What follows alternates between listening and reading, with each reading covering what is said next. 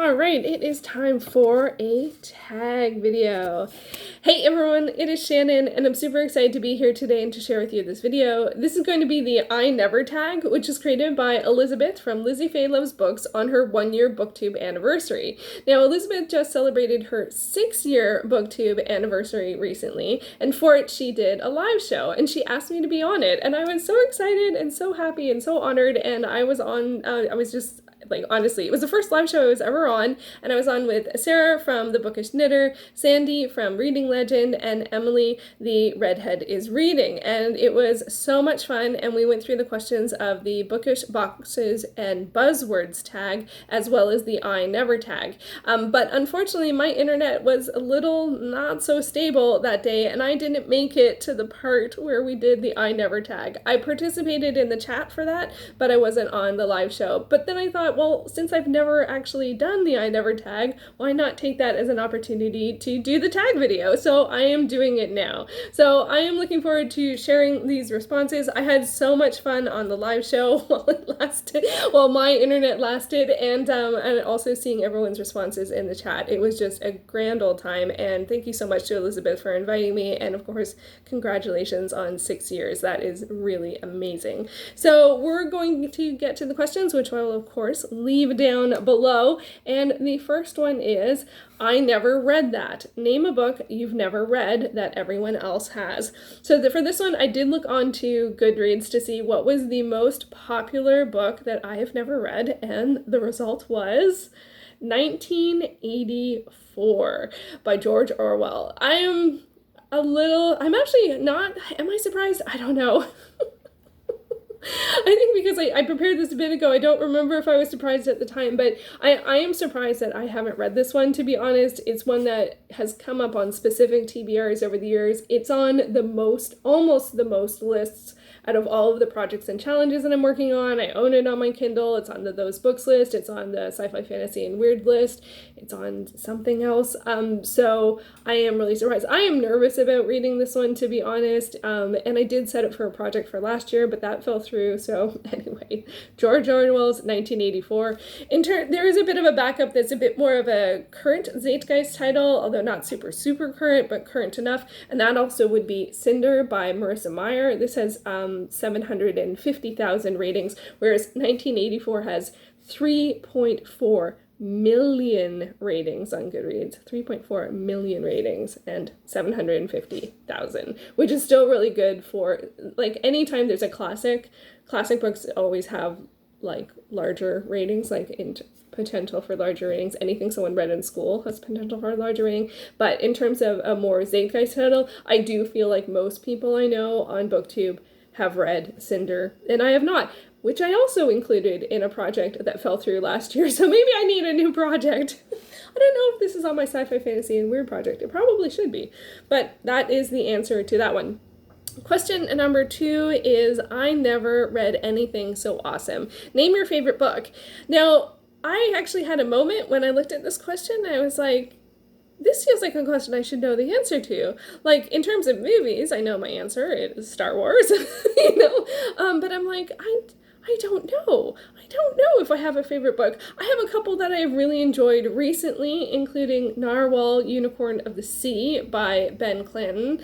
Love the Narwhal books, and also have super loved the Hamster Princess books by Ursula Vernon. But in terms of something that I've read like a while ago and I've reread-ish, kind of, and sticks with me, I never actually finished it the first time around, I do really feel deep in my heart a connection with, and that it felt important at the time and has lasting power. I have felt that way about the Finavar Tapestry by Guy Gavriel Kay, which starts with The Summer Tree and also includes The Wandering Fire and The Darkest Road. This is a fantasy series. It's a Canadian author, and it does have a bit of urban fantasy because it starts off in Toronto, but it's mostly, you know, set in, it has a fantasy setting.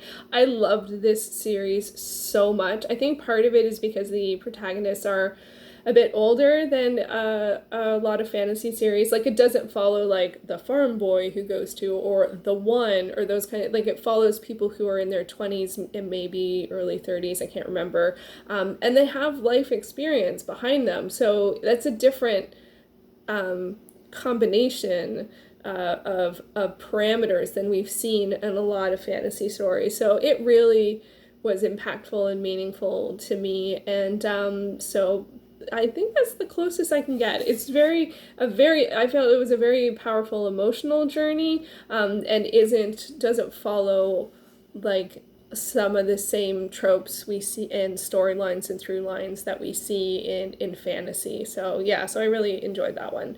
That's the closest I can. I don't know if I have an all-time favorite. I don't know if that's something I should think about. I don't know. It's close though. Number 3, I never thought I would get through it. Name a book that you didn't like, but you powered through anyway. I got a couple for this one, including Lord of the Flies by William Golding. This one I read mostly for it's part of the Those Books exploration, and it's mostly for context. It's referenced a lot. And there's quite a divide on people's responses to it, and I talk about that a bit more in my review. I have reviewed this one, and I didn't enjoy it at all, but I wanted the context, and it was a tough read. A tough read in a different way was The Sound and the Fury by William Faulkner. This one I actually buddy read. And I gotta say, I barely understood any of it. If I was not buddy reading it, I probably would have DNF'd it or put it aside long enough that it probably would have become an eventual DNF. Yeah, I feel like this one, reading without any context and without any, supporting materials, like reading, I think it would be a good one to read in school because I felt completely lost. But again, it's on the Those Books list, so I powered through it, and yeah, so I did read it. I think that's one of the few videos I have that I've turned the comments off because I didn't like it, and I'm allowed to not like it, and the comments didn't get horrible. I've only done that with a few videos, but I've noticed it's been often with books that I've read that either are beloved or people read for school, and sometimes people aren't. So anyway, I didn't mean to go there. That's another I never questioned. Do you have a video that you've never turned comments off, or would you ever turn comments off a video? I don't know. I never thought I would, but I did for a couple. Because it's also not engaging in a conversation. I'm always happy to have the conversation, but if someone tells me I'm wrong about my own experience, that's not a conversation. That's just patronizing. Number 4. Sorry, I didn't mean to go off the rails there. That's not off the rails. Let's get back to it, though. Number 4, I will never finish that. Name a book or a series that you don't plan on finishing. Now, this one, I got 2 answers. Do I have 2 answers for everything? So this one is debatable. So, A Game of Thrones, I have read A Song of Ice and Fire by George R.R. Martin is the series in question, and I have read up until the end of Dance with Dragons. So, depending on if we ever get a 7th book or not, depends on the answer. Because if we never get a 7th book, I actually have completed the series pretty much, because we might never get more. That's a bit cheeky of me.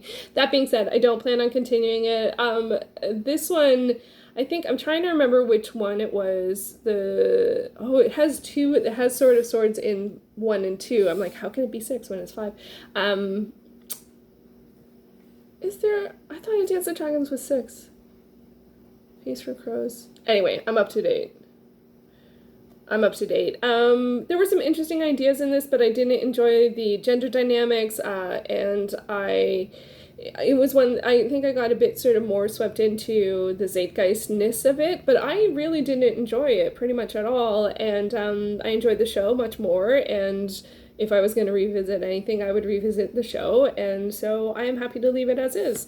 Also happy to leave as is the Maze Runner series. I read the Maze Runner and the Scorch Trials, and then I ended up finishing off the series just by watching the movies. And I actually really liked the last movie, and I didn't feel incomplete after reading it, or after watching it. I actually felt complete with the series and the world, with doing that weird combination of reading the first 2 books and then seeing all 3 movies, and I think I'm fine with that. So yeah, it wasn't super intentional, and I did have the Death Cure somewhere. I probably still do, because I think I unwrapped it.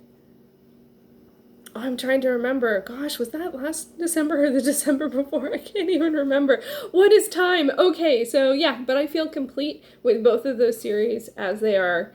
Question number 5. I will never regret reading that. Read a book that you read solely on the recommendation and ended up highly enjoying. Oh, yeah, that's a good question. And I'm going to say How to Be a Good Creature by Cy Montgomery. Oh my goodness. This was wonderful, and the illustrations are by Rebecca Green. This one I started to listening on audio and then switched to reading digitally because there are illustrations, and I liked reading them as stories. Cy Montgomery wrote the very popular book about the octopus. I can't remember what it was called. I haven't read that one, but this was recommended to me by my sister Jamie, and I absolutely loved it. And it actually, I think, reminded me or made me realize for the first time that I think I actually really do like books about animals like Harriet the hamster, Narwhal. I really do, whether it's fictional and kids or nonfiction. I really want to read the books, the James Herriot books that the All Creatures Great and Small is based off of. And I think that might actually be a bit of a subgenre that I really, really love. So yeah, I certainly do not regret reading it. It did take me a little longer than I expected, which is, it's not even a huge book, but there's a fair amount of emotional content in that, and even potentially some triggers. Well, animals only live so long, but other things as well. If you need to know what they are, feel free to reach out and I will share. Question number 6, trigger warnings. I just said triggers, but trigger warnings is where I meant to go with that. Question number 6, I would never do that. Name a relatable book character who made choices you didn't agree with, or things that you would never do. This is an interesting question, especially because it made me realize that I actually don't find I read a lot of relatable character. It's not something that I come to for books. I know sometimes people like to see themselves in books or have their ideas and philosophies reaffirmed and stuff like that. And I find it's refreshing and nice when that's the case. Not it, like, okay, I'm not going to go with that conversation, but like I find, just generally speaking, I don't relate to a lot of characters, but it's also not what I come to books for. So, but the answer I came up with was, I really love the character in Come Thou Tortoise by Jessica Grant. Oddly is such a great character and always did unexpected things. Like, I really felt like you never quite knew what she was going to do next. And this is quite a wonderful and touching book. Tortoise, animal. It's not a huge part of it, although you do see from the perspective of the tortoise at times, but it's more of a family drama situation. It's a great book. Really, really enjoyed it. And then also characters that did things that made you sort of throw up your hands in the air. I find most of the cozy mysteries that I have read, I just feel like you're gonna do that, you're gonna ask that question, I know that sort of like getting in people's business and getting nosy is sort of like how the plot progresses ahead, but I just feel like it is none of your business. I just feel so strongly about that in terms of like privacy and like, crossing lines. I'm just like, you just back off, so anyway, so I find that sometimes a little hard to believe, but I also know that you kind of just have to roll with it. It is sort of like the structure of the genre, so I try and be not like that, but sometimes it is hard to resist going, really? Question 7. I never wanted to admit it. Name a book that you are embarrassed to say that you read or were embarrassed to carry around with you. So I feel like I don't feel like I'm really embarrassed about any of the types of things that I read anymore. I think sometimes, because I read like racy romances, I read books from all age groups, so all formats, and I consider that all reading, counts. So, but I do feel like I used to be a bit more sensitive about reading kids' books, especially stuff like picture books, and now I'm like, no, I love them. There's art and story and wonder and, messages, and like, it's often a really powerful way to see, hear, feel a story, and it's like, 15 minutes. Like, it's awesome. It's like a total win. So I've kind of sort of let go of that, but those are sort of the two like reading titles for younger readers, or that are meant for younger readers. It's all ages, are allowed to read all things. Well, that's, I guess, the reverse of that, not necessarily. But, I think those are the two extremes that I used to be a bit more sensitive to, is reading works for younger, intended mostly for younger readers, or reading racy romances. Now I don't care. I don't care. I have let that go. Question number 8. I never read anything so heartwarming. Name a book or series that really touched your heart. For that one, I'm definitely going to go with the How to Train Your Dragon series by Cressida Cowell. I really was just so I felt for Hiccup in this one, who's the protagonist, so much, and there is such an underdog sort of story with him, but he's just really, and it is really heartwarming, and I think it's actually I'm trying to remember if I finished a kids series before this one, or since this one. Oh yeah, I think I finished the Harriet series, so yeah, but yeah, no, this one, I loved it, and especially because it's 13 books, and they get longer and more serious, and you're more invested, and I was very much with the characters as time went on, just very, very much, so yeah, I definitely feel that to be the case. Number 9, I never laughed so hard. Name a book that made you laugh out loud. I don't laugh out loud a lot when I am reading. Usually it is unexpected and something that is, unusual or quirky or something like that, and I don't have a good memory of it, but I did think of a couple of examples. I did really enjoy Sunshine Sketches of a Little Town by Stephen Leacock. This is a Canadian novel.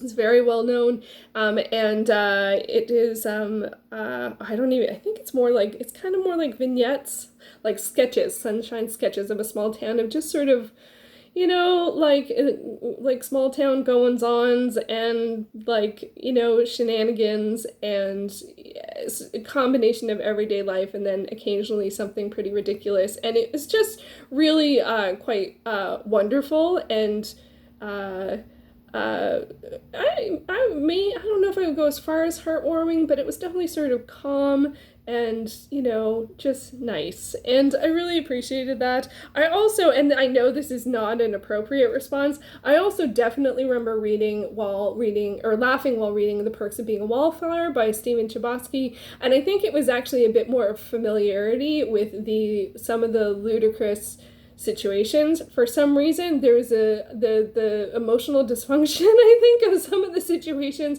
felt familiar, and so I had to laugh. I remember laughing on the subway, but I don't remember particularly the scene. This is definitely not a funny book, but I definitely remember recognizing. So maybe that would have been better for the question that I answered this. It would be like the other half of that. So if you put Come Thou Tortoise and Perks of Being a Wallflower, I could have answered 2 questions, but in the wrong way, which is what I'm doing. So it is an excellent, excellent book. And yeah, so that is that question. And then 10, name, I never could have made it through childhood without it. Name a favorite childhood book or series.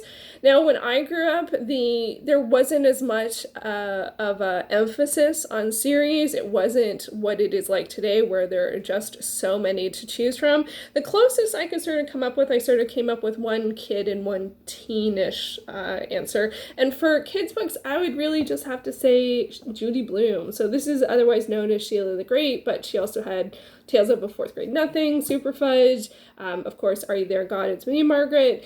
Those really were sort of like really important, childhood readings, chapter books that really meant something. It also felt like I was reading because it was a bigger book. And then also on the other side of it is the Sweet Dreams series, which it doesn't have. So this is Laurie's Song by Suzanne Rand. I don't know if I read this one in particular, but there was a section at my library that had teen books. One one bookshelf of like 5 shelves, and they were all like paperbacks that were sort of like 200 pages, including lots of Sweet Dreams, which were romances, teen romances, and I read tons of them. There was one summer in particular that I went to the library all the time and just got out more books and read and returned them, and it's like, kind of like this year. Sometimes things come full circle. So I definitely enjoyed a lot of Sweet Dreams. That was sort of the I don't think there's any real equivalent, because they were also individual stories. Even though it was a line, it was a different story for each book, different characters, different authors. As far as I know, it was all different authors. And yeah, this was Sweet Dreams number 3. So yeah, so those are my answers to the I never tag. And then also, because also the teen paperbacks, I don't remember any of the titles. So there's a whole bunch of books that I read when I was probably like 10, that I don't remember. I have no idea what they were. Life before the internet. So anyway, yeah, I have lots of fun memories of reading, but I have no idea. I have no idea what I read, which is such a funny thing. I really wish I had kept a record, but I didn't. So I don't know what they were, but I remember the Sweet Dreams for sure. So there you go. There is the I never tag. If you would like to do the tag, please feel free to do so and let Elizabeth know that you have done it. I will leave the questions down below, as well as her original video and the 6-year anniversary live stream, which was so much fun. And so yeah, I had a lot of fun doing this, and so I hope it's okay that I jumped in on this tag a couple of years after things, and I think it's okay. I imagine it's okay to do that, and I think Elizabeth said so during the live stream, and because why not? If I hadn't done it before, why not do it now? It was fun. They're great questions, and it was a blast. Okay, thank you so much for watching. I will be back soon in another video.